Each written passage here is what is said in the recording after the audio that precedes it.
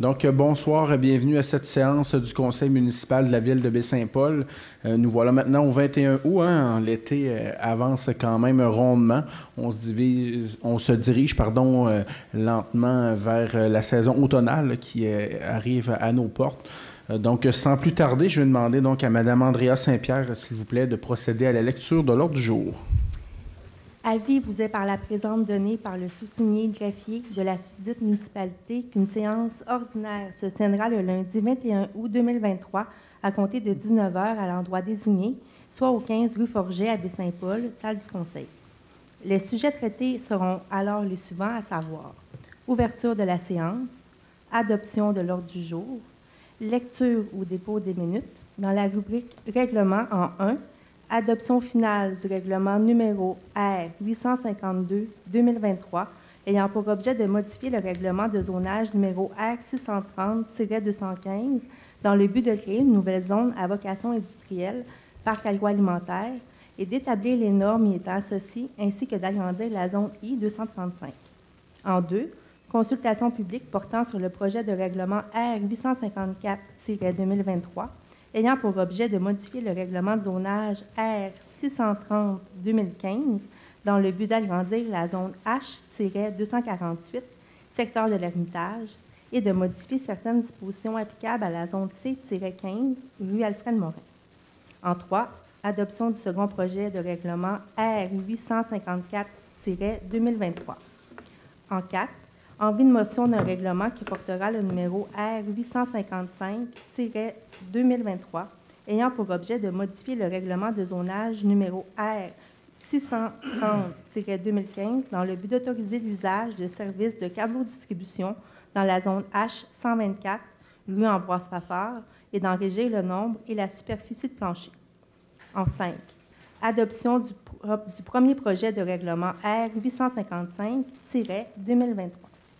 En 6, avis de motion d'un règlement qui portera le numéro R 856-2023, ayant pour objet de modifier le règlement de plan d'urbanisme durable R 629-2015 dans le but d'agrandir une aire d'affectation résidentielle et de rendre compatibles certains services d'affaires dans l'aire d'affectation institutionnelle et services publics. En 7, adoption du projet de règlement R 856-2023. En 8, avis de motion d'un règlement qui portera le numéro R 857-2023, ayant pour objet de modifier les règlements de zonage et de PIA afin de créer une nouvelle zone résidentielle et qu'elle soit assujettie au PIA, et enfin de modifier certaines dispositions du règlement de zonage. En 9, adoption du premier projet de règlement R 857-2023. En 10, avis de motion et dépôt d'un projet de règlement qui portera le numéro R 858-2023, visant à procéder à la fermeture ou à la déverbalisation comme chemin public d'une partie du lot 4 394 044 du cadastre du Québec, situé à proximité du 41 à 43 rue Ambroise-Fafard, PN Garipi, et abrogeant le règlement R 848-2023. En 11, avis de motion et dépôt d'un règlement qui portera le numéro R 860-2023, décrétant une dépense et un emprunt n'excédant pas un montant de 2 400 000 remboursables sur une période de 25 ans, visant des travaux urgents de réparation, secteur Saint-Placide, suite au puits inondation du 1er mai dernier, le tout y incluant les frais contingents et imprévus, les honoraires ainsi que les taxes nettes. En 12, avis de motion et dépôt d'un projet de règlement qui portera le numéro R 859-2023, visant à ajouter la programmation 2023-2024 au règlement cadre, le règlement R 782-2021 du programme Rénovation Québec. Dans la rubrique des résolutions, administration et législation. 1. Service de main-d'œuvre l'appui. Demande de reconnaissance aux fins d'exemption de taxes. En 2, espace bleu, quittance totale et finale. En 3, inondation du 1er mai 2023, cession de terrain pour le 15-17 rue Morin, 10 rue des Cèdres, 13 rue des Cèdres, 15 rue des Cèdres, le 36 Saint-Joseph. En 4, projet de mise aux normes de l'ARENA autorisation de signature de l'avenant numéro 1. Sécurité publique, le numéro 5, travaux d'agrandissement de la caserne, avenant numéro 6. Dans la rubrique voirie et hygiène du milieu, TECQ 2019-2023, réédition finale. En 7, garderie, réaménagement de l'intersection. En 8, projet Saint-Placide Sud, programme PAVL, rétablissement, mandat ARPO. En 9, autorisation de paiement, pavage rue Forget. En 10, libération de la retenue, déneigement 2023. 11, chemin de la Pointe, travaux de réfection et de drainage pluvial, PPACE, voirie locale. 12, mandat à CHG, modification. 13, décret de travaux, Mur-Ménard et Saint-Joseph, mandat à Gradient. 14, approbation des soumissions suivantes. Fourniture de machinerie et main-d'œuvre, fourniture et transport de pierres dynamitées. 15, bassin d'épuration, nettoyage des boues, adjudication de la soumission. 16, inondation du 1er mai, autorisation de certaines dépenses. 17, libération de la retenue, talus, Côte de Pérou et glissière de sécurité rang Saint-Placide. En urbanisme et mise en valeur du territoire. 18, autorisation de paiement, 157 rue Saint-Joseph. 19, résolution confiant l'application du règlement de contrôle intérimaire numéro 196-23 de la MRC de Charlevoix aux officiers municipaux responsables de l'application de la réglementation d'urbanisme. En 20, demande à la CPTAQ, la ferme Pérou incorporée, autorisation pour une utilisation à une fin autre que l'agriculture. Loisirs, parcs et culture. 21, remplacement des batteries de la surfaceuse Zamboni Arena. 22, campagne de financement de l'Arena, utilisation d'une partie du fonds amassé. F, affaires nouvelles, délégations, demandes diverses. G, correspondance. H, lecture des comptes de 25 000 et plus et adoption des comptes du mois de juillet 2023. I, période d'intervention du membre du conseil. J, conseil du public. K, levée ou ajournement de la séance. Merci, Mme Saint-Pierre. Donc, je vais prendre une proposition pour l'adoption de l'ordre du jour. Donc, proposée par M. Boily. Est-ce que j'ai un secondeur? M. Fizette. Dans la section maintenant D, règlement en 1, adoption finale du règlement numéro R 852-2023, ayant pour objet de modifier le règlement de zonage numéro R 630-2015 dans le but de créer une nouvelle zone à vocation industrielle, donc le parc agroalimentaire, et d'établir les normes y étant associées, ainsi que d'agrandir la zone I-235. Donc, on est maintenant à l'adoption finale. Ce n'est pas la première séance auquel on discute de ce sujet. On a eu consultation publique avec l'adoption du second projet de règlement à la séance de juillet. Il n'y a pas eu de commentaires qui ont été formulés au Conseil. Donc, la consultation publique s'est bien déroulée. Si je récapitule un petit peu, c'est vraiment là, au niveau du zonage. Donc, quand on est au plan d'urbanisme, c'est vraiment au niveau macroscopique où on est dans les grandes orientations. Et lorsqu'on arrive au règlement de zonage, on est plus dans le microscopique avec les différents usages qui sont permis. Donc, qu'est-ce qu'on peut faire là, dans le secteur? Et là, dans le secteur du parc agroalimentaire, les différents usages là, sont surtout pour de la vente au détail là, de produits de l'alimentation. On parle de restauration, de divertissement, d'artisanat, de métiers d'art ainsi que de manufacture légère. Comme je vous mentionne, ce n'est pas la première fois qu'on en parle. Il y a eu les différentes étapes du processus législatif et ce soir, là, on vient là, terminer le tout. Donc, est-ce que j'ai quelqu'un qui fait la proposition pour l'adoption du règlement final? Donc, j'ai M. Duchesne qui propose et j'ai M. Ménard qui seconde. Donc, le tout est adopté. En 2, consultation publique portant sur le projet de règlement R 854-2023, ayant pour objet de modifier le règlement de zonage R 630-2015 dans le but d'agrandir la zone H-248 dans le secteur de l'Ermitage et de modifier certaines dispositions applicables à la zone C-115, c'est dans le secteur de la rue Alfred Morin. On est en consultation publique, ce qui signifie que les gens peuvent s'exprimer là, auprès du conseil. On a déjà eu là, des gens qui nous ont écrit, donc on a eu des mémoires écrits là, qui ont été transmis par des citoyens. Et ce soir, là, je vais laisser la parole au public. Donc, étant en consultation publique, ce projet, entre autres, pour ce qui est de la rue, là, du secteur de l'Ermitage, c'est pour la rue des Loups. Donc, c'était de permettre là, un terrain de plus dans cette zone. On n'a pas eu de commentaires négatifs à ce sujet. Pour ce qui est maintenant là, du secteur Alfred Morin, donc il y avait deux dispositions. Une là, pour la fenestration, là, pour qu'on puisse là, mettre 30 % de chaque côté du bâtiment de la rue. Il n'y a pas eu de commentaires également là, sur ce libellé. Et il y avait également là, sur les stationnements là, en longueur. Donc, il y avait là, une proposition de l'administration de retirer donc, la possibilité de pouvoir ériger des stationnements en longueur. On avait des commentaires qui nous ont été formulés pour qu'on puisse là, revenir sur notre orientation et permettre les différents stationnements en longueur, là, que ce soit entre autres pour augmenter le nombre de logements sur le territoire. On sait que les logements à Baie-Saint-Paul, c'est une denrée qui est rare, même si nos promoteurs là, sont actuellement à s'activer dans la construction des logements. Plusieurs personnes à chaque semaine nous abordent et nous demandent quand des logements seront disponibles sur le territoire. Et également, là, il y a toute la question du débit pluvial, et la diminution des îlots de chaleur. Donc, le Conseil a quand même fait une bonne réflexion à ce niveau-là. Ça chemine quand même bien. On est en consultation publique. Donc, est-ce qu'il y a des gens qui sont présents ici dans la salle et qui aimeraient se faire entendre? Donc, si oui, oui. Donc, je vous invite à aller au micro, à vous identifier. Par la suite, je vous laisse la parole. Est-ce que le micro est ouvert? Non, le micro n'est pas ouvert. On va juste attendre un petit peu pour que les gens là, à la télévision puissent être en mesure de nous entendre.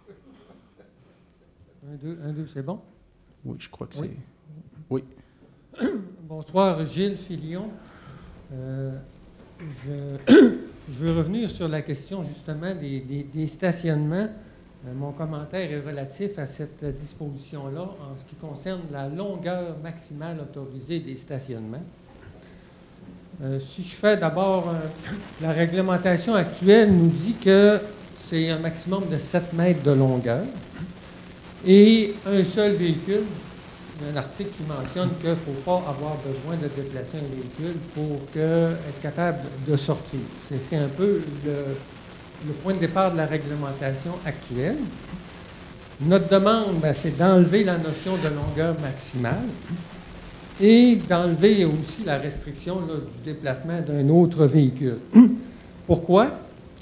C'est pour permettre que pour un même logement, et pas deux logements différents, là, parce qu'il y en a qui ont pensé ça, je crois, d'après les commentaires que j'ai eus, il puisse y avoir deux véhicules, l'un devant l'autre, pour un même logement. Et en plus, c'est pour être en concordance avec la réalité, là, si vous vous promenez dans la ville de Baie-Saint-Paul, là, des voitures une en arrière de l'autre et des possibilités de voitures une en arrière de l'autre, il y en a, mais d'après la réglementation, on ne devrait pas avoir plus que 7 mètres, mais on en a mesuré un grand nombre où effectivement, ce n'est pas le cas, puis je pense que c'est correct que ça soit ainsi, là, mais c'est pour être cohérent aussi avec ça, parce que cette notion de longueur de stationnement, même si elle apparaît dans le cadre de notre demande pour le secteur Alfred Morin, elle réfère à la réglementation de zonage qui s'applique à l'ensemble de la ville. C'est pour ça que c'est significatif, puis si ça peut être régularisé, je pense que ça éviterait là, des situations litigieuses. Quel est le contexte dans lequel cette réflexion-là se fait? Je mettrais peut-être juste 3 points de l'avant. Le premier, le besoin des gens. Le besoin des gens, parfois, c'est une seule auto. Quand le travail est à proximité, des personnes seules, des personnes d'un certain âge ou peu importe. Mais ce n'est pas toujours le cas. Souvent, c'est 2 personnes qui ne travaillent pas toujours à côté à l'hôpital, à la polyvalente, qui ont des enfants qui ont souvent besoin de 2 véhicules. Il faut prévoir la situation de 2 véhicules. Deuxième volet, les promoteurs. Les promoteurs, la tendance des promoteurs, souvent, c'est de réduire les espaces de stationnement parce que ça coûte moins cher. Les villes pour contrer ça, puis finalement réduire le fait que les gens qui se ramassent à stationner dans les rues, stationner dans d'autres endroits, ben dans plusieurs cas, dans presque tous les cas, mis des exigences minimales d'un nombre de stationnements, 1.2, 1.5, 1.8, dans certains cas même 2, là, dépendant du nombre de chambres. Fait que ça, c'est la protection que les villes se sont données en exigeant un minimum. Et, troisième élément de contexte auquel on doit tenir compte aujourd'hui, c'est le volet environnemental. Le volet, M. le maire a mentionné, les îlots de chaleur. À l'époque, il y a quelques années, on disait à Baie-Saint-Paul, on ne s'occupe pas de ça, mais c'est plus vrai. Là, hein? On voit ce qui se passe partout. Là. Il faut s'occuper de ça, les îlots de chaleur. Et l'autre composante de ça, c'est les problèmes des eaux pluviales, avec ce qui s'est passé chez nous il y a quelques semaines. On doit viser à réduire les surfaces imperméables pour réduire les débits de crue. Bon, ça, c'est un peu les trois volets du contexte de la réflexion. De sorte qu'il faut pouvoir offrir des logements aussi à des familles qui ont besoin de 2 stationnements. Il y en a qui ont besoin qu'une, d'autres 2. Quand on arrive à ça, on a, pour cette situation-là, on prend n'importe quel exemple d'un logement qui a besoin de 2 stationnements. On a 2 options. On met 2 stationnements côte à côte. Ou encore, on peut mettre 2 cases en séquence, une en arrière de l'autre. C'est un inconvénient, c'est sûr. Si on met les 2, une en arrière de l'autre, on a, puis je vous ai transmis le détail aux gens du conseil, on a fait une analyse pour un même espace de terrain, presque le même. Si on applique la notion, en prenant une moyenne de 1,5 stationnement par logement. Un logement a 1 stationnement, l'autre logement, il y en a 2 parce que c'est une famille qui a plus besoin. 1,5 cases par logement. Et on a appliqué les 2 options. On a 20 de différence. 20 moins de surface imperméable, 20 moins d'îlots de chaleur pour le même nombre de stationnements, en prenant 1,5 comme référence. Dans notre cas, qui est un cas réel, on arrive à 20 Est-ce qu'un autre cas, ça serait 18 ou 25 c'est de se donner un ordre de grandeur que c'est quand même non négligeable à l'heure où on nous demande de faire tout ce qu'on peut pour réduire, améliorer et tout. Bien, on a quand même une option qui nous permet d'avoir une réduction de 20 qui, autrement, est allouée au stationnement et puis qui n'est pas disponible pour du bâtiment, pour des logements de plus, qui n'est pas disponible pour des espaces de vie. Fait que ça, c'est un peu notre contexte. Je le mentionnais tantôt, c'est un inconvénient, c'est tannant. Sortir la voiture pour un même logement, mais on a, je le mentionnais, je reviens rapidement sur les avantages, réduction des îlots de chaleur, réduction des surfaces, réduction des coûts. Les coûts, là, c'est non négligeable aujourd'hui. Ce que ça coûte construire, les prix des loyers ne sont pas si hauts que ça, sans raison, là. Ça coûte une fortune, les coûts des matériaux ont augmenté, les taux d'intérêt vont peut-être augmenter encore. C'est très difficile à rentabiliser, puis d'arriver avec des prix abordables.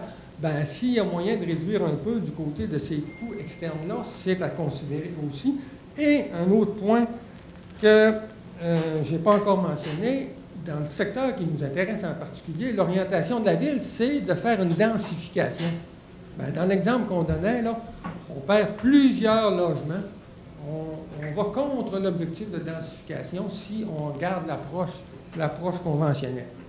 Et, pour vous mettre le chiffre, 1,5 cases par logement, dans notre exemple en moyenne, prend le même espace que si on avait imposé une norme de 1,2 cases par logement.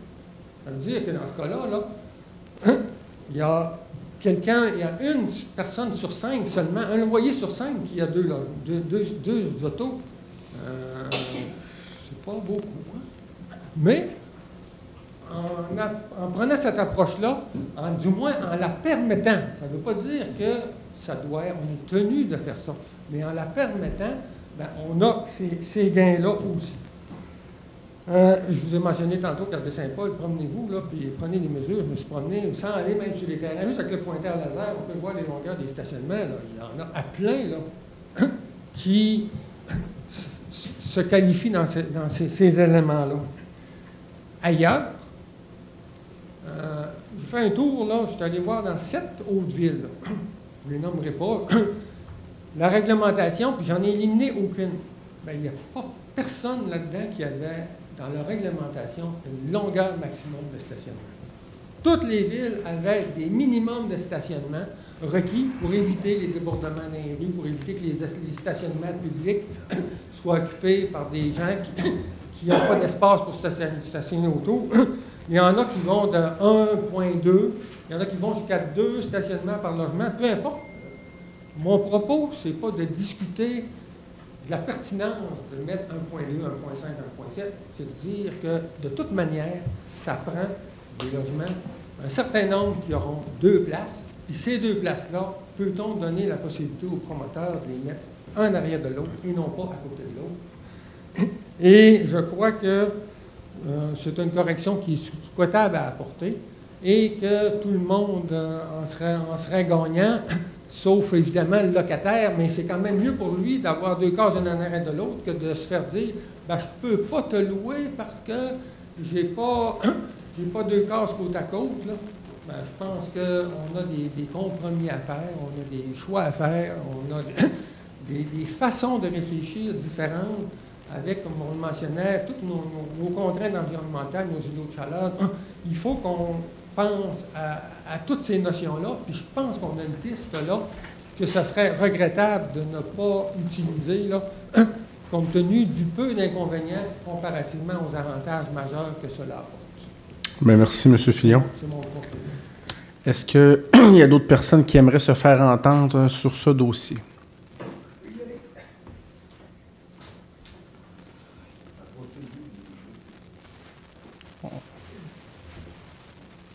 Bonjour, Yves Simard. Dans mon PAE que j'ai présenté ce printemps, mon urbaniste, justement, on avait fait des plans d'implantation pour des 6 logements avec des stationnements, justement, back-à-back. Est-ce qu'on fait des stationnements pour le fun? Non. Est-ce que ça coûte de l'argent de faire des stationnements? Oui. Est-ce que c'est obligatoire d'avoir des stationnements? Quand j'ai un client qui arrive, puis il y en a un qui travaille au Massif, puis l'autre qui travaille à Saint-Hilarion, puis tout, si je n'ai pas 2 stationnements, ils n'auront pas le logement. Présentement, sur Alfred Morin, ma clientèle, c'est des retraités. Les stationnements souterrains, 1,2, 1,3, 1,4, ça va. J'en fais pas plus que ça fait mon affaire. Ça fait l'affaire des citoyens. On n'a pas besoin d'asphalter plus que ça. Mais quand tu fais des 5,5, puis mettons, tu t'adresses à des jeunes familles, là, tu as des jeunes, tu as des quartiers, c'est très important d'avoir ça. Toutes les entrées de maisons de Baie-Saint-Paul, je regarde, il y a son chaîne, mettons, chez vous, là, hein, où tu rentres, tu as 1, 2, tu mets 3 chars un arrière de l'autre. Chez ma mère, dans la rue de la Tannerie, il y a un garage au fond. C'est quoi? C'est 2 de large, je peux mettre 6 ou 8 chars. Puis les règlements, c'est que là, on ne peut pas stationner à l'extérieur l'hiver. Là, de temps en temps, tu as de la visite. De temps en temps, tu as un enfant qui veut rester couché. Là, on est limité à 1. Puis ce qu'on s'aperçoit, c'est que tu fais le tour de la ville, même tous les nouveaux projets, les gens sont tous back-à-back. Puis dans une maison unifamiliale, tu es back-à-back aussi souvent, si tu n'as pas une entrée double, parce que souvent, la réglementation te donne un maximum de largeur. Fait que tu es habitué. À Québec, c'est tout comme ça. Fait que le premier, le matin, il se parque le dernier, puis les gens, ils s'arrangent. Puis si tu veux louer ton logement, si tu veux avoir la création de logement, bien, c'est ça que ça prend. Puis j'avais remis un mail au maire, à M. le maire, il y a 15 jours. Puis mon urbaniste, Mme Mathieu, avait communiqué avec les services de l'urbaniste ici. Puis sur le mail, M. le maire, il l'avait. Ils ont répondu qu'il n'y a pas de longueur maximale dans les cases de stationnement dans les zones résidentielles. Ainsi, une case, même si elle est plus longue, est considérée comme une case et non 2. C'est pour ça que je suis ici ce soir, parce que c'est Gilles qui m'a dit que le règlement de la ville, il est comme ça depuis des années, puis tout le monde il fait ça. Fait que c'est ça mon intervention. Merci beaucoup. Merci. Est-ce qu'il y a d'autres personnes qui aimeraient se faire entendre sur ce point? Non. Donc, je vais clore la période de consultation publique. La période est en clos. C'est sûr que ce soir, on est bien à l'écoute des commentaires qui sont formulés. Et comme je vous mentionne, il y a des gens qui nous avaient déjà transmis de la documentation. Là, et quand je dis des gens, ça veut dire que c'est au pluriel. On parle de plus qu'une personne. Et on en a discuté en caucus d'études. Hein. Des fois, les consultations publiques, il y a des gens qui disent que ça ne sert à rien, que les dés sont joués d'avance et qu'on fait ça pour la forme, mais que le conseil décide tout et qu'on se fout un petit peu de qu'est-ce que les gens nous apportent comme argument. Mais dans ce cas-ci, on a quand même réfléchi et on en vient à la conclusion que c'est vrai que ça se fait ailleurs et je pense que les gens qui nous ont envoyé de la documentation le prouvent qu'il y a déjà certains endroits sur notre territoire où les gens là, utilisent ce type de stationnement. Donc, on en vient à la conclusion comme conseil qu'on permettrait là, dans notre adoption là, les stationnements en longueur. Donc, tout ce qui est au niveau de la fenestration, si on laisserait ça comme c'est là dans le règlement, un terrain de plus pour la rue des Loups, pardon, mais on viendrait permettre là, d'enlever le retrait de la longueur maximale des stationnements pour le même logement. Donc, c'est ce qu'on viendrait faire comme conseil. Donc, est-ce que j'ai quelqu'un qui fait la proposition? Donc, j'ai M. Fizette qui propose et j'ai M. Gaston Duchesne là, qui seconde. Donc, vous proposez, vous secondez bien de la façon auquel je l'ai expliqué au niveau des stationnements le retrait de la longueur maximale là, des stationnements là, pour un même logement. Donc, l'adoption du second projet de règlement est fait. On serait maintenant rendu au point 4, avis de motion d'un règlement qui portera le numéro R855-2023, ayant pour objet de modifier le règlement de zonage numéro R630-2015 dans le but de favoriser l'usage de services de câbleau-distribution dans la zone H-124, c'est la rue Ambroise-Fafard, et d'en régir le nombre et la superficie de plancher. Donc, c'est l'entreprise Cogeco qui a acheté l'entreprise Derry Télécom là, qui sont installés à Baie-Saint-Paul déjà depuis plusieurs années. Et Cogeco là, veut agrandir le bâtiment là, qui est sur Ambroise-Fafard et y apporter quand même là, de belles améliorations. Là, on voit à l'écran, c'est projeté là, le croquis de à quoi devrait ressembler le bâtiment là, suite là, aux travaux. Là. Je pense que ça va faire du bien, comme on dit, d'avoir ces travaux. Cependant, l'usage du bâtiment, là, soit l'entreprise de câbleau distribution, n'est plus autorisé dans cette zone, ce qui fait en sorte qu'on opère présentement là, sur la règle du droit acquis, mais la règle du droit acquis ne permet pas là, d'excéder là, 50% de la superficie actuelle et les projets là, de l'entreprise Cogeco excèdent 50% de la superficie actuelle. Donc, on vient là, modifier notre réglementation, mais on viendrait là, autoriser l'usage là, seulement de câbleau distribution et il y en aurait un seul de permis là, dans la zone et pour une superficie là, plancher là, de 500 mètres carrés au maximum. Donc, c'est l'avis de motion ce soir qu'on dépose. Donc, est-ce que j'ai quelqu'un qui dépose l'avis de motion? Je vais le déposer. Donc, M. Boily dépose l'avis de motion. Comme vous déposez l'avis de motion, vous allez aussi proposer la première adoption du règlement et j'ai M. Ménard qui va seconder le tout.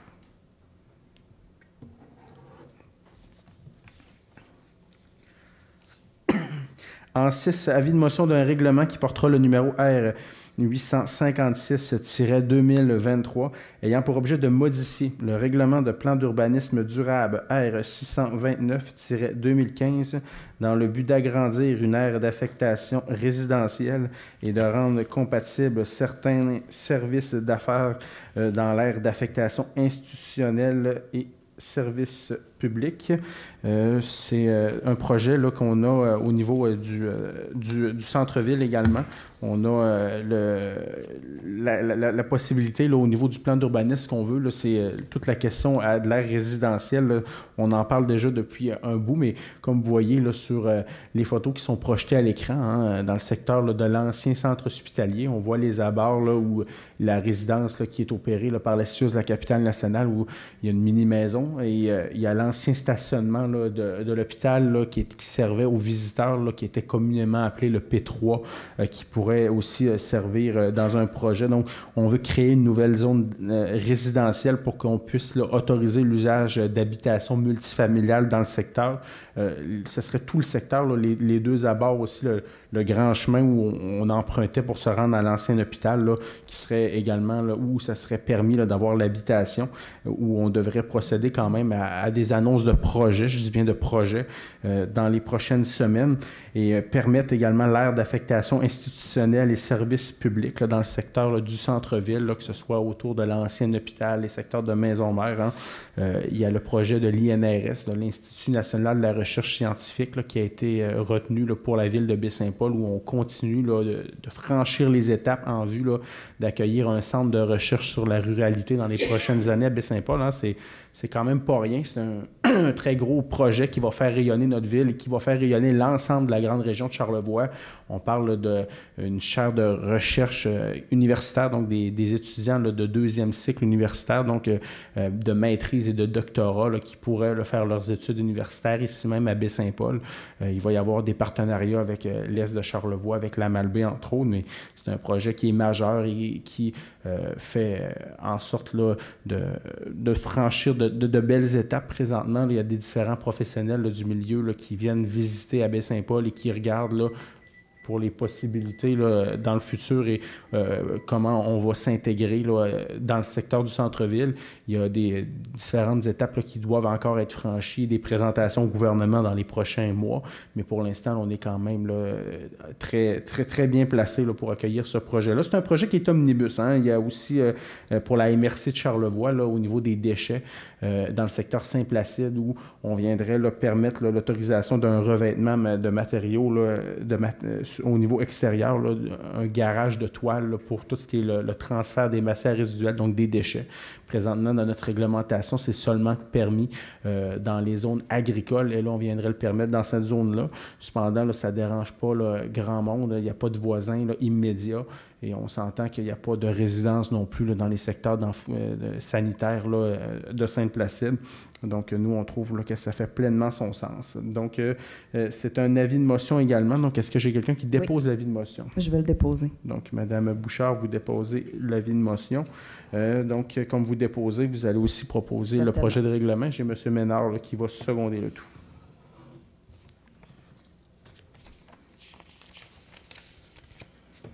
En 8, avis de motion d'un règlement qui portera le numéro R857-2023, ayant pour objet de modifier les règlements de zonage et de PIA afin de créer une nouvelle zone résidentielle et qu'elle soit assujettie au PIA et afin de modifier certaines dispositions du règlement de zonage.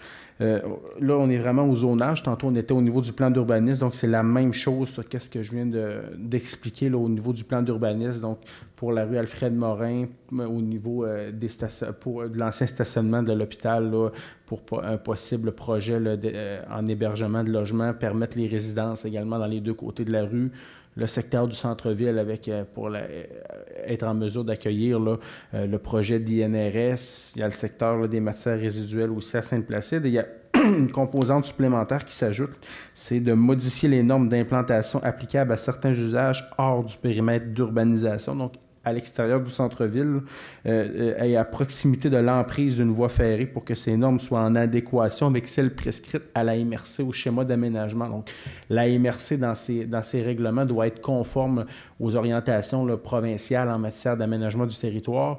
Et nous, la Ville, on se doit d'être conforme au schéma là, d'aménagement là, de la MRC. Et là, on n'était pas conforme là, sur la question de l'emprise ferroviaire. Donc, il ne pourra pas y avoir là, de futures constructions, là, que ce soit en habitation, en service d'hébergement, en restauration, en divertissement ou groupe communautaire, là, à moins de 30 mètres de l'emprise ferroviaire. Ça, c'est pour tout le secteur hors du périmètre urbain. Et en périmètre urbain, on est à 15 mètres.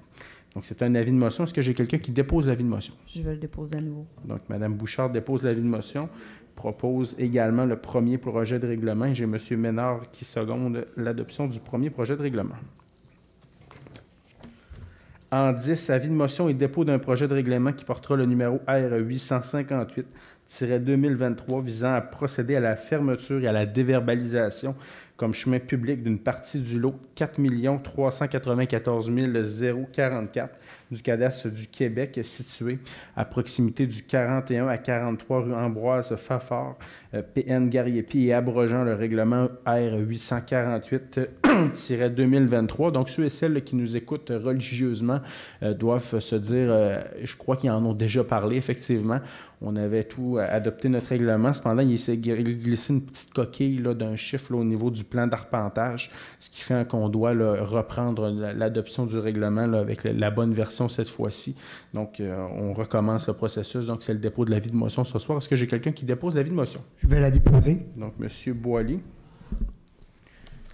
Le 11, maintenant, avis de motion et dépôt d'un règlement qui portera le numéro R 860-2023, décrétant une dépense d'un emprunt n'excédant pas un montant de 2 400 000 remboursable sur une période de 25 ans, visant des travaux urgents de réparation dans le secteur Sainte-Placide suite aux pluies et inondations du 1er mai dernier, le tout y incluant les frais contingents et imprévus, les honoraires ainsi que les taxes nettes. Donc, il y a Mme Bouchard là, qui se retire là, pour l'adoption de ce point. Donc, comme je le mentionnais dans le titre, c'est vraiment en lien avec les inondations. Il y a eu quand même là, des bris là, à la chaussée qui sont majeurs et on est admissible à une aide là, du gouvernement du Québec là, de l'ordre de 90 %. Donc, sur le 2 400 000, là, ça paraît un gros montant lorsqu'on le présente comme ça, mais l'apport de la Ville sera de 240 000 là, sur le 2 400 000 et c'est des travaux, là, évidemment, là, qu'on paie sur des périodes de 25 ans. Donc, le gouvernement du Québec là, décaisse là, sur le 25 ans et il paye en même temps là, pour tous les frais là, qu'on a là, au niveau de l'emprunt. Donc, est-ce que j'ai quelqu'un qui dépose l'avis de motion? Je vais le déposer. Donc, M. Boily dépose l'avis de motion. Donc, on peut demander déjà à Mme Bouchard là, de revenir là, siéger à la table. Et les travaux là, vont avoir lieu, là, ça va débuter cet automne pour se terminer au printemps prochain, mais les travaux vont débuter là, dans les prochaines semaines. En 12, avis de motion et dépôt d'un projet de règlement qui portera le numéro R 859-2023 visant à ajouter la programmation 2023-2024 au règlement cadre R 782-2021 du programme Rénovation Québec. Donc, le programme Rénovation Québec, là, c'est qu'est-ce qu'on fait lorsqu'on a des gens qui nous demandent de l'aide financière pour rénover leur résidence. Hein. Il y a un programme là, qui est conjoint Ville et ministère et c'est financé là, de l'ordre de 50-50. Dans les dernières années, notre règlement, on mettait 58 000 $ par année des fonds de la Ville et le gouvernement du Québec en mettait 58 000.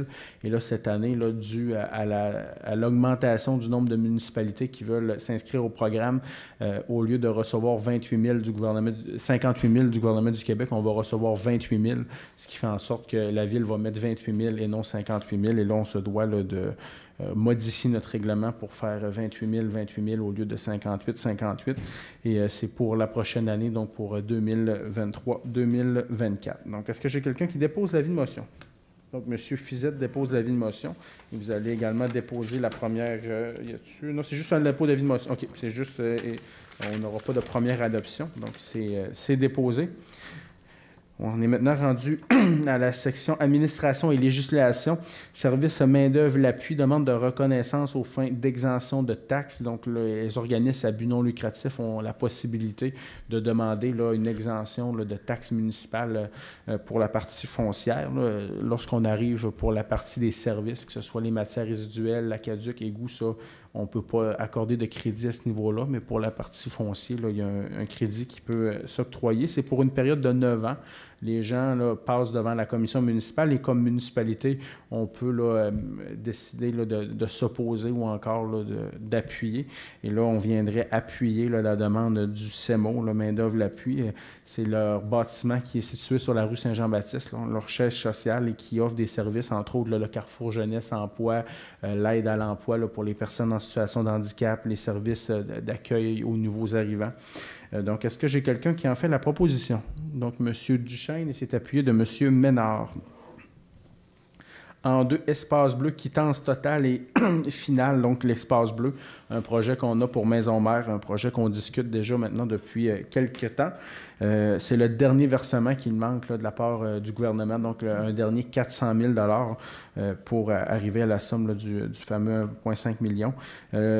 on doit faire la quittance totale et là, c'est pour autoriser également la signature là, avec le gouvernement. Donc, autoriser le maire et le directeur général ou le directeur général adjoint là, à signer la convention là, avec le gouvernement. Donc, est-ce que j'ai quelqu'un qui en fait la proposition? Oui. Donc, j'ai M. Fizette et j'ai M. Boily qui secondent le tout. En 3, inondation du 1er mai dernier, cession de terrain. On en avait déjà mentionné, ceux et celles qui vont démolir leur résidence, bien, les terrains sont cédés à la ville là, pour la somme symbolique de 1 $. Les frais de notaire, c'est payé par la ville. Cependant, c'est remboursé là, à 100% par le ministère de la Sécurité publique. Il y a les frais d'arpentage là, qui ne sont pas remboursés, qui sont aux frais également de la ville. Et l'acte notarié là, va seulement être signé lorsque le terrain va être mis là, en état. Et en même temps, c'est pour autoriser là, la signature des contrats de transfert de propriété. Donc, c'est le maire et le greffier là, qui signent les contrats à ce niveau-là. On va mandater là, un notaire et un arpenteur afin d'effectuer les actions là, requises pour qu'on puisse là, en arriver aux transactions.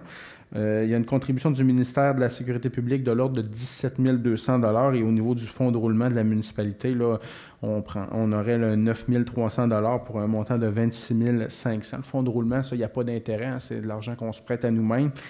Pour l'instant, là, c'est 5 résidences. Je vais nommer les adresses. Est-ce que c'est exclusif? Non, il va y en avoir d'autres là, dans les...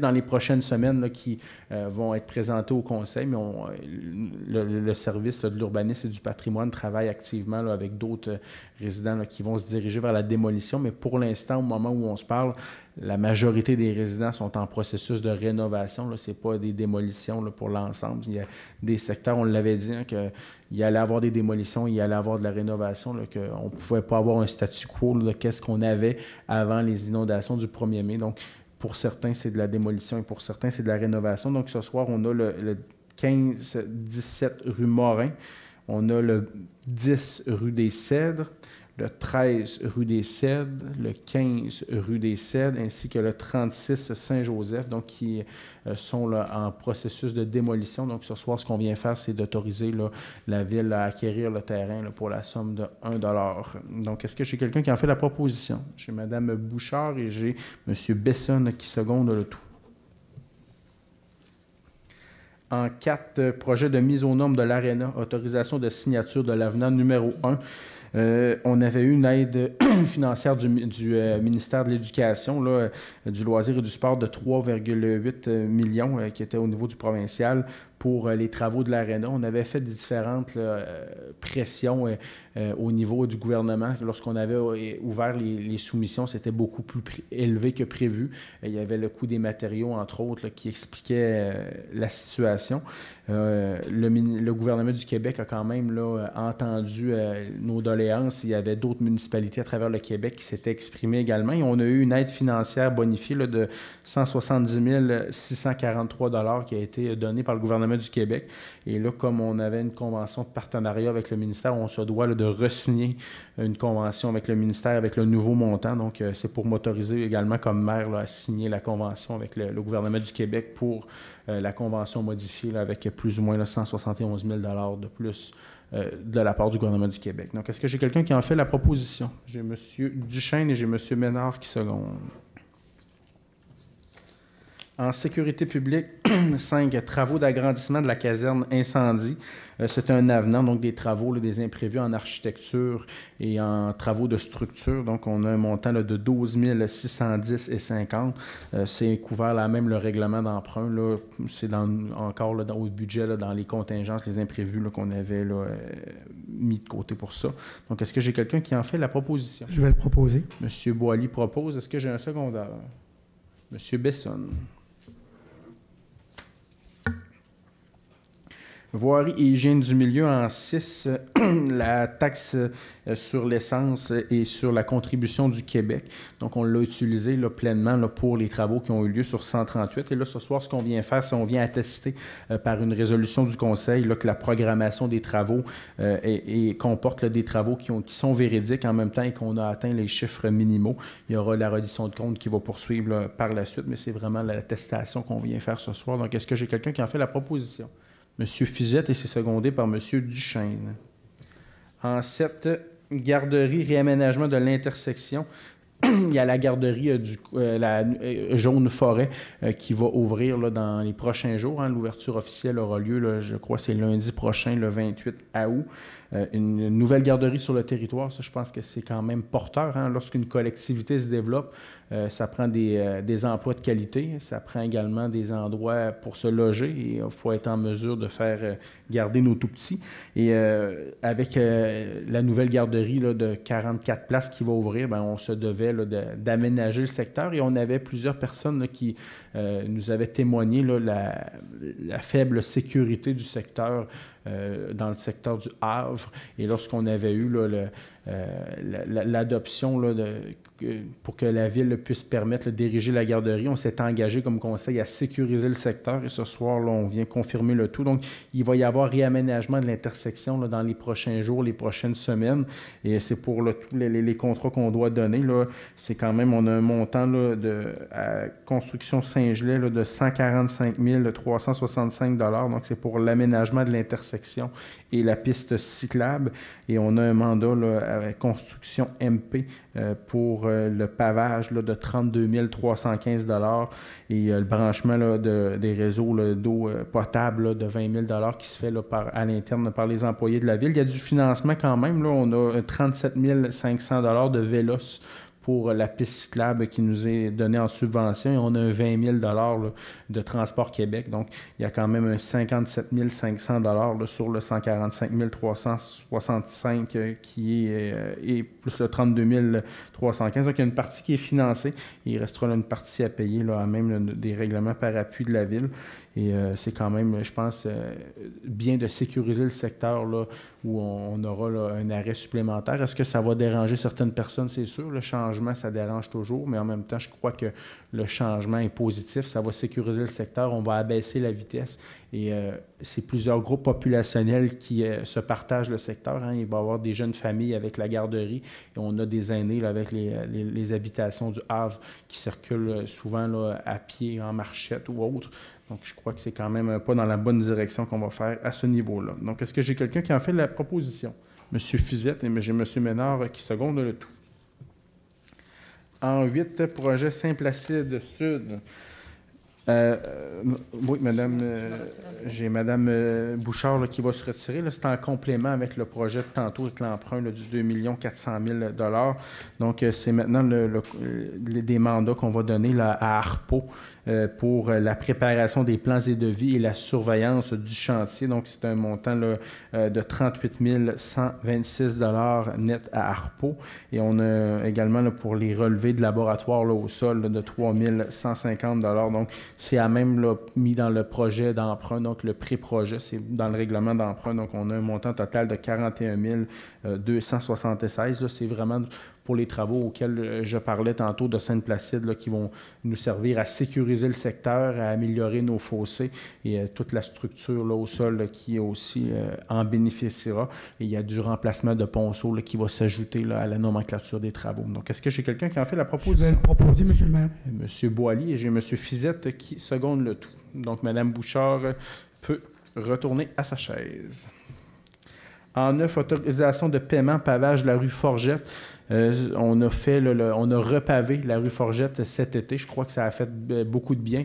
On a eu beaucoup de bons commentaires là, sur le repavage de Forgette. Ça va continuer. À chaque année, là, il va y avoir du pavage qui va se faire là, dans le secteur rural d'ici les prochaines semaines. Là, notre service des travaux publics va nous présenter là, des coûts et des estimés là, dans les prochains jours. Vous comprendrez que la programmation qu'on avait planifiée là, a quelque peu été là, repoussée. Hein. Il y a eu des changements auxquels on a dû apporter en raison des inondations du 1er mai. Hein. Les inondations, ça l'a fait quand même... Là, ça a changé beaucoup de choses qui étaient prévues cette année dans l'organisation et il y a des choses qu'on a pu repousser, mais on veut quand même là, finaliser certains travaux dans le secteur rural cette année. L'an prochain, on va continuer aussi à repaver certains tronçons. Là. Je n'irai pas trop loin dans les annonces ce soir, mais il y aura de bons moments pour les annoncer là, dans les prochaines semaines et lors du budget, entre autres.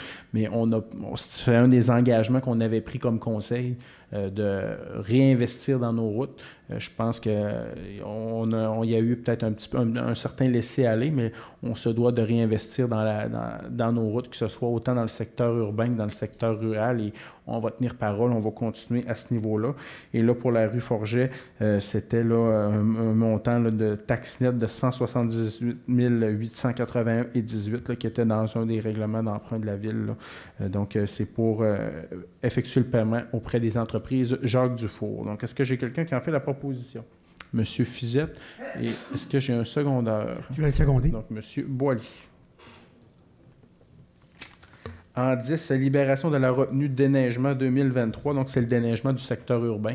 Notre entrepreneur, les entreprises Jacques Dufour, a effectué les derniers correctifs. Donc, il y a toujours une retenue qu'on retient tant et aussi longtemps que les correctifs là, ne sont pas apportés. Il y a des dates butoirs. Donc, là, on viendrait ce soir autoriser la libération de la retenue de 119 235,60 taxes incluses. Et il reste encore un dernier 10 000, donc une dernière petite retenue. Là. On parle de travaux assez mineurs. Et lorsqu'on aura le OK là, de notre directeur des travaux publics, M. Desmarteau, il pourra y avoir la libération du dernier 10 000 supplémentaire. Donc, est-ce que j'ai quelqu'un qui propose la libération de la retenue? Donc, j'ai Mme Bouchard et j'ai M. Bessonne qui seconde le tout. En 11, chemin de la Pointe, travaux de réfection et de drainage pluvial. Donc, c'est dans nos programmes de voirie locale. On a de l'aide annuellement là, du gouvernement du Québec là, qui sert à l'amélioration de notre voirie locale. Et là, on a un montant de 40 000 qui nous est donné par le gouvernement du Québec. Et on a un 10 000 qu'on prendrait là même notre fonds de roulement, donc pour un montant total de 50 000 pour appliquer là, dans le secteur du chemin de la Pointe où on va effectuer de la réparation de chaussées, on va travailler sur nos ponceaux, nos fossés également là, qui ont un grand besoin là, d'être nettoyés. Et c'est ça, je pense que c'est quand même là, un projet qu'on avait parlé, qui était prévu là, à même là, l'année, les projets de travaux pour l'année 2023 et qu'on est en mesure d'effectuer, là, on sera en mesure d'effectuer très prochainement. Donc, est-ce que j'ai quelqu'un qui en fait la proposition? M. Duchesne et j'ai M. Fizette qui seconde la proposition.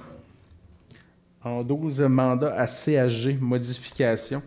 Donc, CHG, c'est une firme là, en génie et qui va s'occuper des différents murs là, au niveau de la ville. Donc, tous les murs, sauf le mur de la rue Ménard, donc le mur qui a subi un bris, là, c'est une autre firme auquel on va passer par la suite, mais la firme CHG va s'occuper de tous les autres murs, que ce soit sur Saint-Jean-Baptiste, sur Sainte-Anne ou encore sur Saint-Joseph. C'est une firme qui avait déjà commencé à travailler, mais là, comme il y en a beaucoup à faire, on a séparé le tout.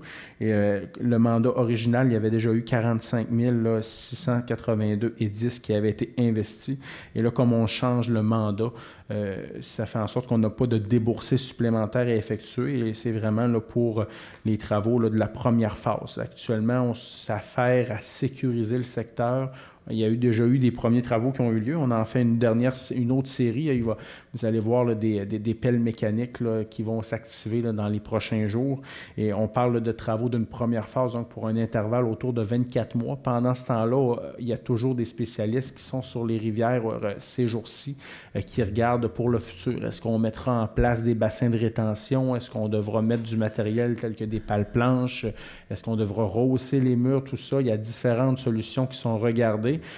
C'est sûr que tout le monde arrive avec ses solutions. Là. Des fois, là, j'ai l'impression d'avoir des milliers d'ingénieurs à Baie-Saint-Paul en hydraulique puis spécialistes. Il faut que vous haussiez le mur, il faut que vous fassiez ci. Mais si on hausse un certain secteur, bien, ça peut avoir des impacts sur l'autre côté de la rue. Fait que je pense que j'ai confiance aux différents professionnels qu'on a embauchés et c'est à ces derniers auxquels on va se fier.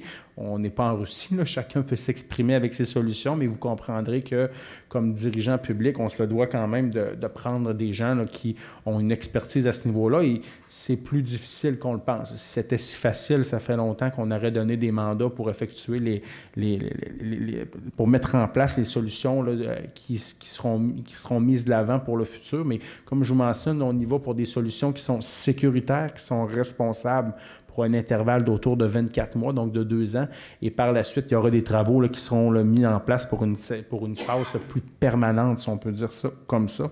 Donc, la firme là, CHG qui va s'occuper de tous les murs, là, sauf le mur là, qui a subi un bris majeur là, le 1er mai dernier. Donc, est-ce que j'ai quelqu'un qui en fait la proposition?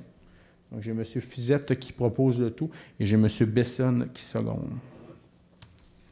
En 13, décret des travaux rue Ménard et Saint-Joseph, mandat à Gradient. Donc, Gradient, ça, c'est la firme qui va s'occuper du mur de la rue Ménard. sont déjà là, sur place. Et comme je vous mentionnais, il y a des travaux là, assez visibles qui vont avoir lieu dans les prochaines semaines. On va procéder entre autres à de l'enrochement.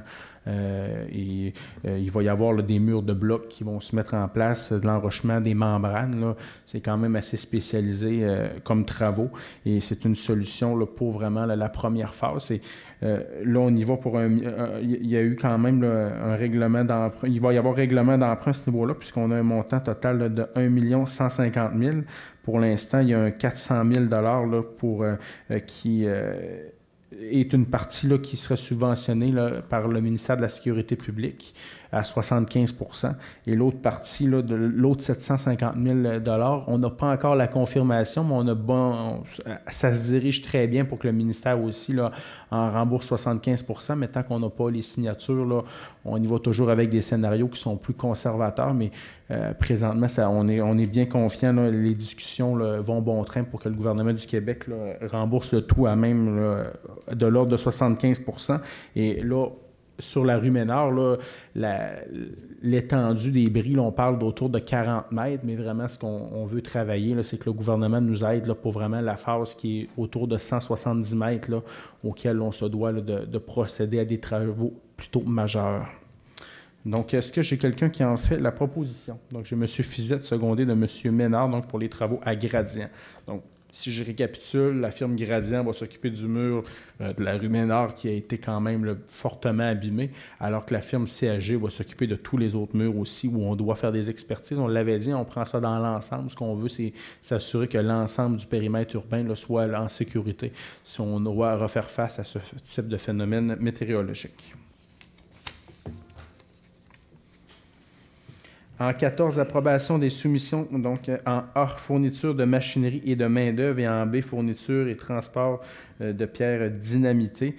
La première, c'est construction MP pour un montant là, de net. Donc, quand on dit net, là, c'est avec les taxes, 185 355 $ là, pour la fourniture de machinerie et de main-d'œuvre. Et c'est entreprise Jacques Dufour pour la fourniture de pierres dynamitées au montant de 299 214. Donc, ça, c'est à même le décret que je vous parlais tantôt d'1 150 000 où on devrait avoir là, 75 % là, de remboursé par Québec. La pierre dynamitée, là, c'est un petit peu comme on a là, dans le secteur du quai, là, les grosses roches là, d'autour d'un mètre. Tout ça, c'est de la grosse roche comme ça là, qui va être mise en place là, dans le secteur là, de la rue Ménard sur une bonne partie. Donc, est-ce que j'ai quelqu'un qui en fait la proposition? Je vais le proposer. Donc, M. Boily et j'ai M. Fizette qui seconde. On va faire 2 résolutions, puis vous allez être proposeur et secondeur sur les 2 résolutions. Ça vous va? Oui, pas de problème. En 15, bassin d'épuration, nettoyage des boues, adjudication de la soumission. Bien, les bassins, ça je dis souvent, là, c'est pas ce qui est le sujet le plus sexy lorsqu'on parle des bassins d'épuration, mais c'est un sujet qui est quand même très important. Hein. Lorsqu'on vide là, au niveau des égouts, hein, c'est tout ce qui fait en sorte ce qui passe par les stations pour venir filtrer là, et qui ressortent les bactéries et la boue, on va appeler ça comme ça. On a 4 bassins là, sur le territoire de la ville de Baie-Saint-Paul qui sont dans le secteur Saint-Laurent. Et là, ce soir, là, on viendrait procéder au nettoyage, mais on ne nettoyera pas ça ce soir, là, mais de donner le contrat là, pour nettoyer le bassin numéro 3. Et il y a une option également là, sur le bassin numéro 1. Donc, c'est pour un mandat Environnement Terra Vestra, donc au montant de 150 336. Et il y a un mandat Viridis là, de 22 572. Donc, c'est une somme là, totale là, de 182 908 $ qui est pris là, à même le surplus libre de la ville. Et on va regarder là, lorsqu'on va reconfectionner le prochain budget là, pour essayer de mettre ça dans le courant, puisque c'est quand même là, des travaux d'entretien là, de nos égouts qu'on se doit là, d'avoir là, dans notre planification. Donc, est-ce que j'ai quelqu'un qui en fait la proposition? Je vais le proposer. Madame Bouchard, est-ce que j'ai un secondaire, M. Duchesne? En 16, inondation du 1er mai, autorisation de certaines dépenses. Donc, on a, entre autres, 2 dépenses ce soir. Donc, la première, là, c'est à la Croix-Rouge canadienne. Les gens de la Croix-Rouge sont venus nous aider à Baie-Saint-Paul. On parle d'un montant de 70 379,10 $. Et on a un montant également à construction MP là, pour la réparation et asphaltage là, sur la rue Clarence-Gagnon, montant de 39 538,89 $. Donc, c'est un montant net là, de 111 890 et 1 à la ville de Baie-Saint-Paul, que la ville doit prendre là, pour financer le tout. Et on est admissible là, à un remboursement du ministère de la Sécurité publique de 75 % à ce niveau-là. Donc, est-ce que j'ai quelqu'un qui en fait la proposition? M. Ménard et c'est M. Bessonne qui seconde. En 17, libération de la retenue Talus, Côte-de-Pérou et glissière de sécurité là, dans le chemin Saint-Laurent. Donc, c'est un vieux projet, si on peut l'appeler comme ça, là, pour les glissières et pour Pérou. Donc, c'était Construction Saint-Gelais là, qui avait été l'entrepreneur là, à ce niveau-là. Et c'est un montant de 22 166,95 là, qu'on doit débourser là, comme retenue donc, pour le projet des glissières de sécurité. Et pour Construction Saint-Gelais, on avait fait là, un bout là, pour le talus dans la côte de Pérou et pour les glissières de sécurité. C'est glissière... j'ai perdu le nom, je pense. Je ne l'ai pas là. Mais c'est ça. On avait chemin Saint-Laurent des glissières, puis on avait pour le talus là, pour la côte de Pérou. Donc, montant total, 22 166,95. Est-ce que j'ai quelqu'un qui en fait la proposition? Monsieur Boily, est-ce que j'ai un secondeur? Monsieur Bessonne. En 18, on revient en urbanisme et mise en valeur du territoire, autorisation de paiement, le 157 rue Saint-Joseph. C'était des travaux qui ont eu lieu, là, on les voit à l'écran, donc ça a fait quand même là, du bien au bâtiment. Donc, on a retiré 14 fenêtres et 3 anciennes portes. Il y a eu installation de 14 nouvelles fenêtres à imposte homologué Énergie Star et installation de 3 nouvelles portes extérieures. Donc, le montant des travaux s'est élevé à 24 759,54 et la Ville là, vient aider là, pour un montant total de 14 500 $ des travaux. C'est le programme, justement, là, Rénovation Québec là, que je vous parlais tantôt. Donc, la Ville en a mis 7 250 $ et le gouvernement en met 7 250 pardon, et 7 250 de la Ville, donc, à ce niveau-là. Donc, est-ce que j'ai quelqu'un qui en fait la proposition? Madame Bouchard, et j'ai M. Ménard qui seconde le tout. C'était recommandé là, par le service d'urbanisme de procéder au paiement là, suite à la vérification du dossier. En 19, résolution confirmant l'application du règlement de contrôle intérimaire numéro 196-23 de la MRC de Charlevoix aux officiers municipaux responsables de l'application de la règlement d'urbanisme. Donc, c'est le règlement de contrôle intérimaire là, qui vient limiter l'émission de permis en affectation forestière. C'est déjà en place depuis plusieurs semaines, mais là, ce qu'on vient faire, c'est on vient là, vraiment préciser les fonctionnaires là, qui peuvent l'appliquer. Et en même temps, là, il y a eu, c'est ça, le petit changement, là, suite, là, des changements qui sont plutôt administratifs là, de la part du personnel de la MRC, qui ne vient pas changer là, l'application, mais on se doit là, de refaire une résolution là, pour confirmer l'application. Donc, c'est M. Éric Bergeron, M. Pierre-Olivier Gué, M. Julien Lavoie et Mme Lisa Dufour qui seront autorisés par le Conseil là, pour émettre là, des permis ou en effet là, de respecter cette réglementation-là. Hein. Le règlement de contrôle intérimaire vient interdire majoritairement l'émission de permis, mais il y a certaines conditions et certaines dispositions là, qui peuvent, entre autres, là, pouvoir permettre d'émettre un permis là, si on répond à certains critères bien circonscrits. Est-ce que j'ai quelqu'un qui en fait la proposition? Monsieur Bessonne. D'accord. Madame Bouchard, seconde.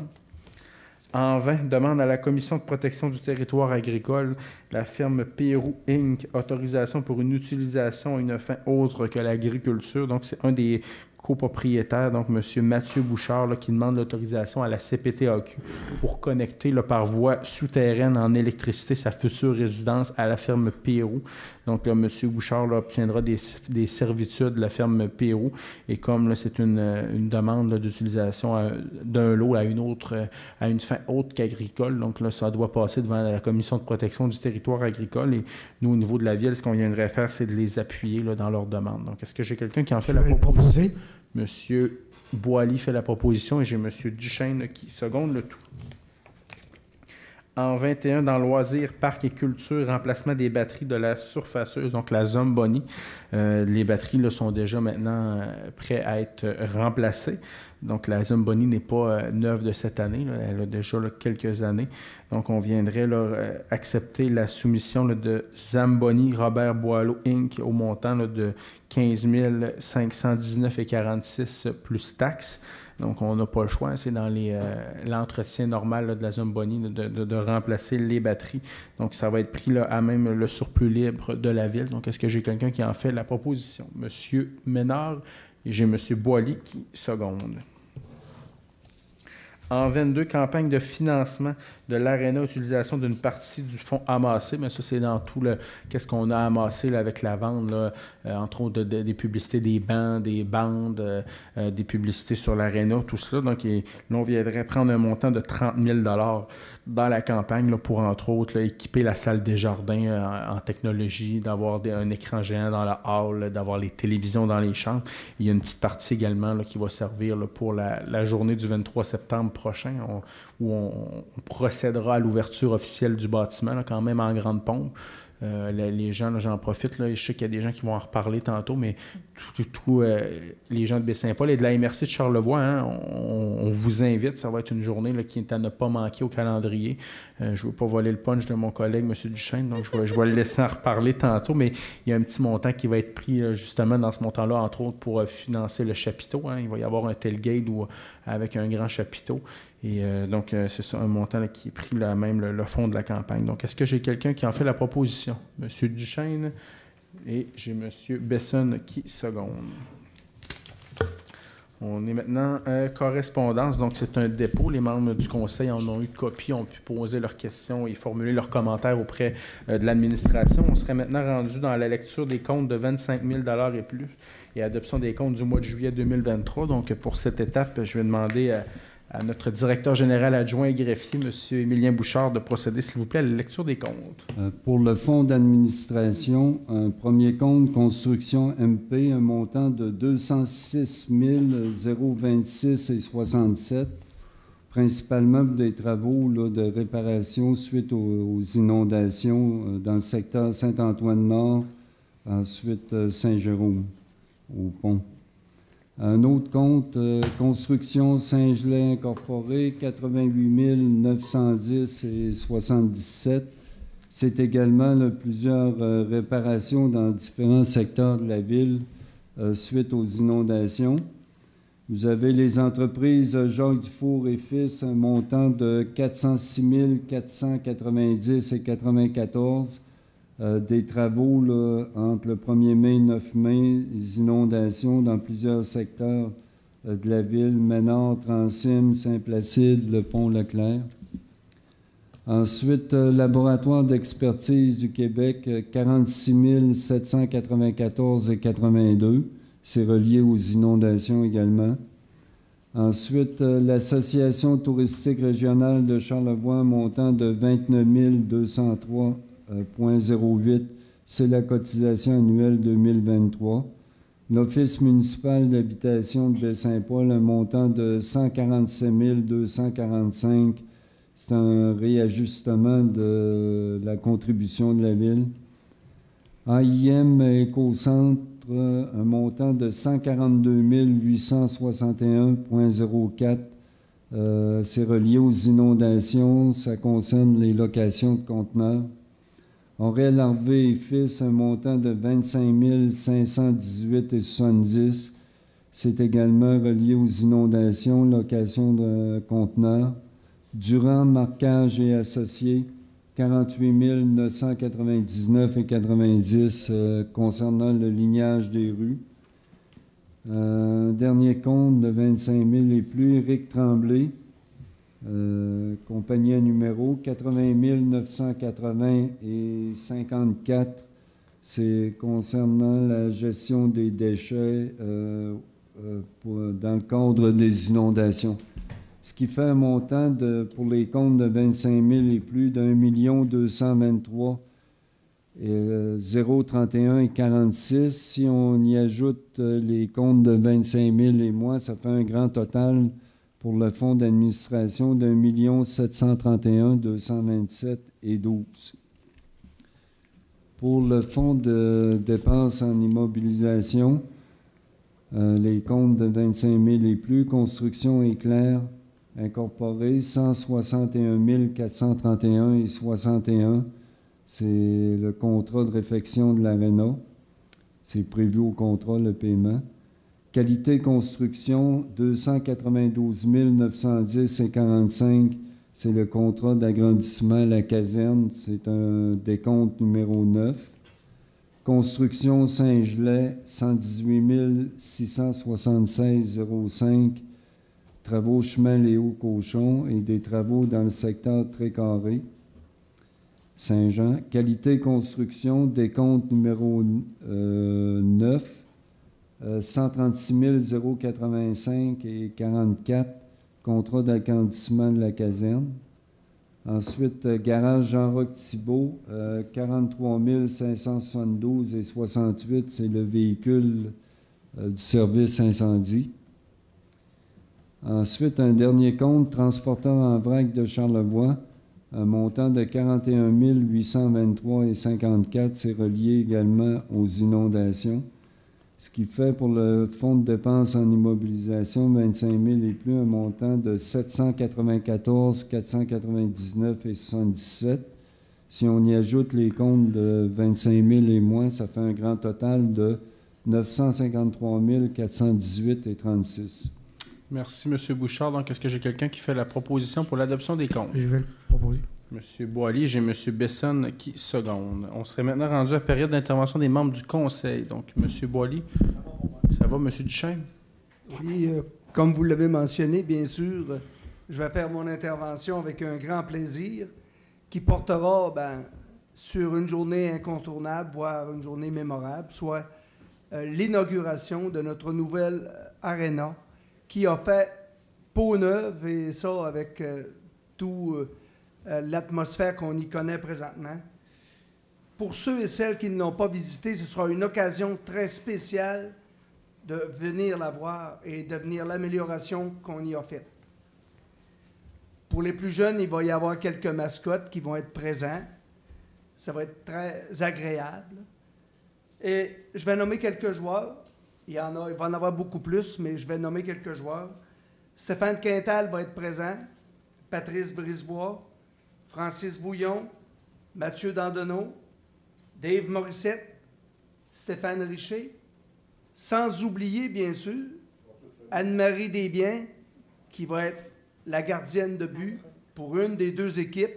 Donc, on va être capable de voir une championne olympique dans nos murs. Vous pourrez quand même voir ces joueurs après la partie. Il va y avoir une séance de signature d'orthographe dans le tailgate, comme M. le maire le disait.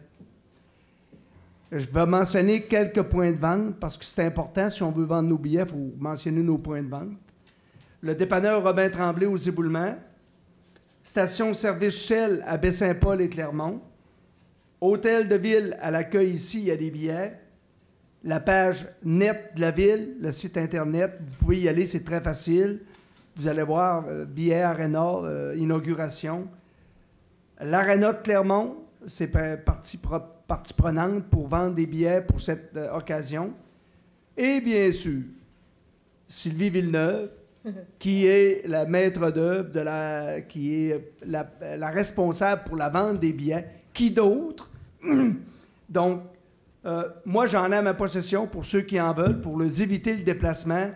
Ça me fera plaisir de vous en vendre. Le coût minime, 10 $. Donc, c'est une occasion, je pense, en or pour venir rencontrer ou venir se rencontrer en famille ou encore faire peut-être des petites rencontres parce qu'on va peut-être rencontrer des gens qui se fait longtemps qu'on n'a pas vus à cet endroit-là, donc ça devient pour moi un incontournable. Je le rappelle, encore une fois, mon petit dada, il nous reste des bancs à vendre, 100 $ pour les gens et les individus, les citoyens, les contribuables, avec reçu d'impôts, et des bancs pour les commerces aussi, à 250 avec encore reçu d'impôt. Je le répète, 23 septembre, un événement incontournable. On vous invite tous et tous à venir. Ça va être un événement spécial. À noter que l'horaire quotidienne de cette journée va être disponible bientôt sur le site web de la Ville et je vous invite à en prendre connaissance. Pour les plus jeunes, il y aura, avec Stéphane Quintal, à partir de 12h15, un entraînement pratique avec eux. Je pense que les jeunes vont en profiter abondamment. Et entre les deux périodes, il va y avoir quand même un petit match où nos novices vont être capables d'évoluer avec ces grandes personnes qui ont fait vibrer notre sport national. Donc, on vous invite tous. On vous espère en grand nombre et soyez les bienvenus. Merci. Merci, M. Duchesne. Mme Bouchard, excusez-moi. Oui, je vais juste faire un petit rappel parce que dès la semaine prochaine, nos plus petits et nos plus grands vont retourner à l'école. Donc, on aura plusieurs enfants, soit à pied ou en autobus scolaire. Donc, juste de faire attention au niveau de la circulation, tout ça, là, pour que tout le monde puisse circuler en sécurité. Et je leur souhaite à tous et à tous une belle rentrée scolaire ainsi qu'aux enseignants, au personnel scolaire. Merci, Mme Bouchard. Puis ça me permet de faire un petit pas de plus dans cette voie-là. Les jeunes, des fois, nous mentionnent « ça roule vite, puis ça me prendrait quasiment un patrouilleur de la Sûreté du Québec dans chaque rue. » Et il y a une couple d'années, suite aux interventions de différentes personnes qui ça roulait vite, la Sûreté du Québec a fait une opération radar un matin là, dans la zone scolaire ici, là, sur la rue Forgette. Puis la plupart des gens qui se sont fait pincer pour des contraventions, c'était des parents. Fait que souvent, quand ça roule vite, c'est comme dans les quartiers résidentiels, des fois les gens nous appellent, ça roule vite dans mon quartier, j'aimerais ça voir la police. Puis quand on envoie de la police, c'est drôle, c'est le voisin, puis c'est le troisième voisin, tout ça. Fait que souvent, c'est dans notre périmètre. Fait que de pas gêner des fois si on a un voisin qui roule vite, de lui dire de ralentir, parce que c'est pas... Souvent, on met la faute sur les visiteurs, sur les touristes, là, mais quand on parle de la vitesse, c'est souvent des gens d'ici. Monsieur Ménard. Oui, juste un petit mot. Il y a un mois, nous étions en plein cœur de notre festival à Baie-Saint-Paul, le Festif. Et cette année encore, ça a été un grand succès. Une foule incroyable, des gens heureux, des gens aussi qui se sont promenés dans le calme pour la rue festive et aussi les spectacles gratuits. Alors, je tiens à féliciter le Festif. Car dans la dernière année, ils ont fait leur devoir. Il y a eu plusieurs rencontres avec la Ville et aussi ils ont fait une consultation avec la population pour ajuster certaines choses qu'il y avait peut-être à améliorer. Et finalement, ils ont vraiment amélioré les choses car cette année, tout s'est bien déroulé. Alors, je voulais quand même là, les féliciter. Merci. Merci, M. Ménard. M. Fizet. Oui, j'en ajouterai pas beaucoup plus pour la question de la sécurité routière. J'adosse bien gros les propos qui ont été donnés par mes collègues. Puis effectivement, les observations sont données par plusieurs citoyens. Je veux juste rappeler que la Sûreté du Québec nous a indiqué que pour faire valoir et justifier leur présence plus fréquente dans certains secteurs de la ville, ça leur prend des plaintes. Alors, donc, les citoyens, quand vous voyez des situations semblables, n'hésitez pas à faire des plaintes. Ça va permettre à la Sûreté du Québec de se déplacer, de justifier leur déplacement. Je veux aussi souligner, on fait beaucoup de félicitations autour de la question de l'aréna, puis c'est vrai que ça en mérite de beaucoup, et on peut avoir tendance à oublier que c'est un travail de longue haleine. Il y a plusieurs conseils de ville qui ont travaillé sur ce projet-là. Il y a eu une continuité, il y a eu des nouvelles affaires qui se sont ajoutées, et ainsi de suite, pour arriver avec un résultat où on est très fiers de ça. Et permettez-vous, citoyens, citoyennes de Baie-Saint-Paul, de faire vos déplacements pour aller voir au moins que ça a de l'air. C'est une fierté. Alors, je vous remercie. Merci, M. Fizet. M. Besson. Oui, moi, deux petits points pour moi. Premièrement, le premier, c'est une tape dans le dos pour nous. Moi, je suis bien content de travailler au sein d'un conseil municipal qui ont une vision large du développement économique, qui travaillent en collaboration autant à développer des grands projets comme celui de M. Simard, l'avenue de l'INRS, mais qui voient aussi que pour soutenir nos entreprises, il faut du logement, il faut des garderies, il faut du loisir. Puis ça, c'est le fun de voir qu'on ne s'adapte pas juste à une problématique en particulier. Puis j'invite les gens là, qui ont des choses à faire valoir là-dessus à toujours venir nous voir. Ils vont nous trouver une porte ouverte, là, ça c'est sûr. Donc, à ce niveau-là. Le deuxième point, c'est un enjeu un peu macro, là, mais dans les dernières semaines, le gouvernement fédéral a amorcé un bras de fer avec les plateformes web et les réseaux sociaux. Puis les gens qui sont situés dans la ligne de tir là, entre le gouvernement fédéral et les réseaux sociaux, c'est nos médias, particulièrement nos médias locaux. Leur contenu est soit banni ou les algorithmes sont modifiés pour qu'on ne puisse pas y avoir accès. Donc, j'invite toute la population charlevoisienne là, à aller sur le site Internet de nos médias, regardez TVCO, prenez la copie papier du journal, continuez à encourager nos médias locaux parce que c'est probablement les seuls médias qu'on a qui mettent autant d'accent à la couverture de ce qui se passe dans notre région, puis qui mettent en valeur aussi bien les gens d'ici. Donc, voilà. Pour le temps que ça dure, consultez nos médias locaux. Merci, M. Besson. Donc, je vais me prendre là, quelques minutes, les dernières minutes. Le symposium d'art contemporain, ça se termine là, à la fin du mois. C'est tout le mois d'août. Ça mérite là, une petite visite. C'est quand même un symposium international. Hein. Il y a des gens de plusieurs nationalités qui sont présents. Et ça fait rayonner Baie-Saint-Paul là, quand même là, à l'extérieur des murs. Et je pense que ça vaut la peine là, de passer, là, jeter un petit coup d'œil là, au symposium qui, année après année, là, revient en force et contribue à nous faire rayonner. Il y a la fête des récoltes qui s'est déroulée hier là, sur les terrains de Maison-Mère là, qui a été un très, très grand succès. Là, on avait 12 poches de blé d'Inde, donc plus de 700 blés d'Inde qui ont été tous passés. Et même, on a manqué de blé d'Inde, donc ça montre qu'il y a eu plusieurs centaines de personnes qui sont venues. Il y avait une ferme également là, qui était présente là, avec des animaux. On avait des personnes qui étaient là pour chanter. Il y avait de la musique là, plus traditionnelle avec accordéon. Tout ça, ça a été là, un très grand succès. C'est la première édition qu'on le faisait et c'est pas la dernière. On a bien été contents de voir là, les commentaires positifs et de voir les gens avec le sourire qui venaient participer à cet événement là, qui était intergénérationnel. C'est ça, c'était beau à voir. Autant qu'il y avait des jeunes enfants, il y avait des familles, il y avait des aînés. Et c'est pas tout le monde qui a la chance également là, de se faire inviter là, à des épluchettes de blé d'Inde. Des fois, il y a des gens qui ont des familles là, plutôt restreintes, qui n'ont pas d'enfants, qui n'ont pas de fratrie, frères, sœurs, tout ça. Donc, il y a des gens qui me mentionnaient hier que ça faisait des années qu'ils n'avaient pas été là, à une épluchette de blé d'Inde. Donc, j'étais bien heureux de voir qu'on était en mesure de répondre à leurs besoins. Et comme je vous mentionnais, c'était la première, mais c'était pas la dernière. Et dernier point, on a fait un sondage. Là, c'est sûr que ça a été rapide. C'est arrivé en pleine période estivale, mais sur un projet de centre sportif pour Baie-Saint-Paul. Lorsque les projets là, comme ça, les appels de projets du gouvernement arrivent, souvent ça arrive en coup de vent, là, ça arrive pendant la période estivale, on se doit travailler pour être en mesure là, de bien déposer au courant de l'automne. C'est un projet qui est quand même pas là, sorti des nues, qui n'est pas sorti en cachette non plus. On est plusieurs à en avoir parlé lors de la campagne électorale et c'était là, sur le petit fascicule là, qui a été envoyé, moi, de mon côté, en tout cas, dans tous les boîtes postales de Baie-Saint-Paul. Donc, il n'y a rien qui était caché à ce niveau-là. Je pense qu'on est une collectivité et on se doit de penser à tout le monde.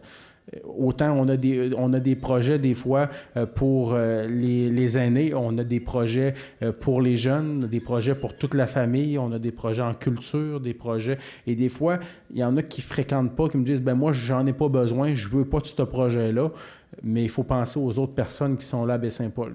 Autant, il y a des gens, des fois, qui disent « Moi, la culture, j'en veux pas. Je trouve que je paye cher de taxes pour les affaires de culture. » Mais en contrepartie, c'est des gens qui vont profiter des installations sportives ou vice-versa. Fait que des fois, quand on vient en collectivité, il ne faut pas juste penser à nous, il faut penser à l'ensemble de la collectivité. Et Baie-Saint-Paul est sur un très beau développement. On se développe, je pense, de façon responsable. On a de très beaux projets, que ce soit en économie, que ce soit pour les garderies, que ce soit pour le secteur des loisirs, pour le secteur de la culture. On est encore un très beau pôle culturel là, qui fait rayonner à travers le Québec. Et le projet de complexe sportif, bien, de centre sportif, j'y crois. Et le mot centre sportif, c'est un mot qui est assez large. Est-ce qu'on parle d'avoir un centre sportif avec des glissades, avec un stade intérieur? Non. Je pense qu'il faut rester quand même réaliste, là. On est quand même à Baie-Saint-Paul et on ne pourra pas avoir un complexe de 100 millions, mais on travaille sur quelque chose de responsable. Le sondage est sorti en plein été, puis c'est un sondage, c'est pas un recensement. Là. Fait que c'est sûr que tout le monde n'a pas pu y répondre, mais aux dernières nouvelles qu'on avait, on avait déjà près de 600 personnes qui avaient répondu là, au sondage, et donc plus de 1000 familles, là, puisqu'on posait une question du nombre de personnes qui habitaient là, par ménage. Et les résultats sont assez là, encourageants. On parle, là, je ne donnerai pas tous les résultats, mais on parle actuellement là, de plus de 97% qui sont en faveur du projet. Donc, c'est quand même très encourageant pour nous et on travaille sur un projet qu'on sera en mesure là, de déposer au gouvernement du Québec là, dans les prochaines semaines et les prochains mois. Évidemment, c'est clair que ce projet-là est conditionnel à de l'aide financière. Là. Je crois qu'on n'est quand même pas là, sorti des nues au Conseil et on est quand même responsable là, comme titulaire de charges publiques pour bien gérer les fonds publics avec efficience et efficacité. Et si on va de l'avant avec ce projet-là qui ne verra pas le jour demain matin, on est quand même encore loin là, de la coupure de ruban. Il y a quand même encore plusieurs étapes à franchir avant d'y arriver. Mais pour l'instant, le projet chemine très bien et j'en suis bien fier de voir comme communauté qu'on est en mesure de se donner des projets collectifs, que toute la collectivité embarque.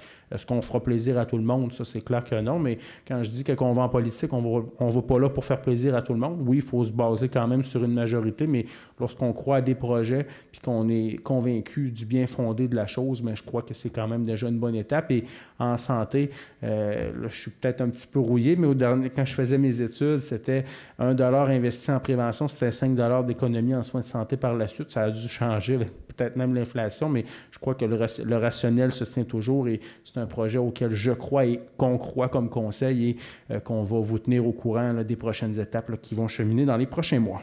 Donc, on serait maintenant rendu à la période d'intervention du public. Est-ce qu'il y a des gens qui veulent aller au micro à ce stade-ci? Non. Est-ce qu'on avait reçu des questions, M. Bouchard? Non. Donc, on serait maintenant rendu à la levée de la séance. Est-ce que j'ai quelqu'un qui propose la levée? Donc, Mme Bouchard et j'ai M. Besson qui seconde. Donc, merci et bonne soirée.